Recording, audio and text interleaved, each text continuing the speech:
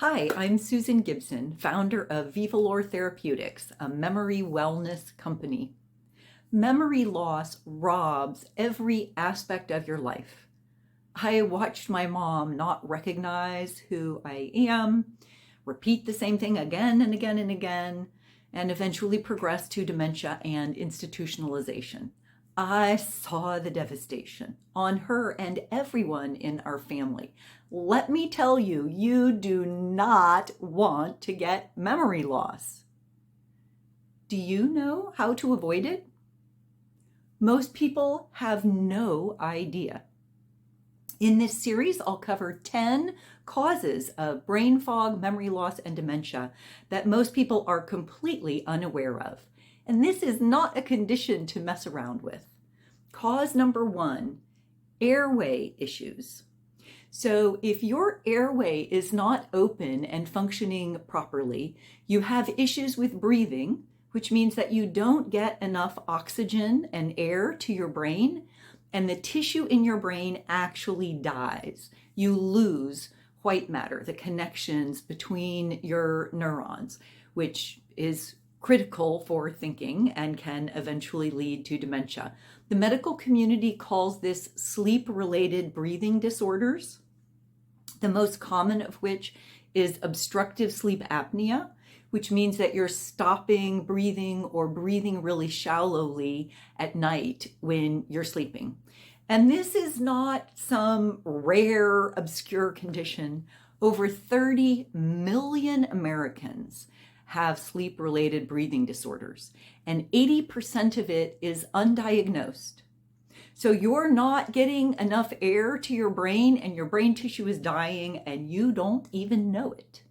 And this is not just for elderly people. This is true in children and all ages. The good news is if you address the root issue, you can essentially remove the dementia risk that's posed by airway issues. So how do you know if someone has it? Let's start with kids. There are 3 telltale signs that help you to identify that a child or anyone any age is having issues with their airway and with their breathing. Number 1 is that they breathe through their nose, or they breathe through their mouth. You're intended to breathe through your nose. So mouth breathing is a sign that we're probably having difficulty getting enough oxygen, and the mouth is often just open or lips slightly open. Identification number 2 is that the head is usually a bit forward. We subconsciously know that we're not getting enough air, and so we develop a posture to try and open the airway more. So breathing through the mouth, the head forward, and crowded teeth. The challenge with crowded teeth is that orthodontists often fix the teeth themselves, but don't address the airway. So the solution is to find a dentist that is certified in sleep medicine. That's someone that has an AADSM certification, which is the American Academy of Dental Sleep Medicine. Now let's talk about adults. Obstructive sleep apnea is the most common issue in adults. Again, very, very common in our society. And there's one huge telltale sign, and that is snoring at night.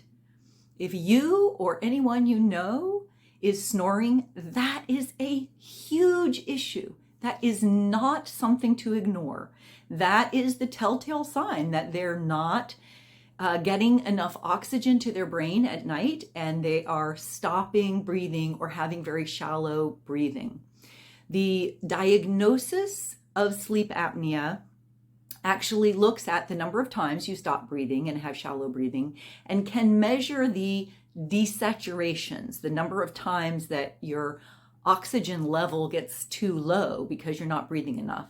But it doesn't require that you have visible oxygen desaturations, too low on oxygen, in order for you to have damage. So it's really important that you address sleep apnea if you have it. And again, 80% of this is undiagnosed. So find out if you have it and you want to address it. So how do you address it? Losing weight actually generally causes sleep apnea to go away. The excess weight is a part of what is changing the shape of our airway and impinging on our airway. So that is a great solution. You may be familiar with CPAP, continuous positive airway pressure. That's those masks that look like Darth Vader that you put on at night with the big breathing machines. Those do help to reduce the desaturations and keep you breathing at night. OSA is kind of a double whammy because when you can't breathe, you also can't sleep, and the loss of sleep is another issue that is a significant issue for your cognitive functioning.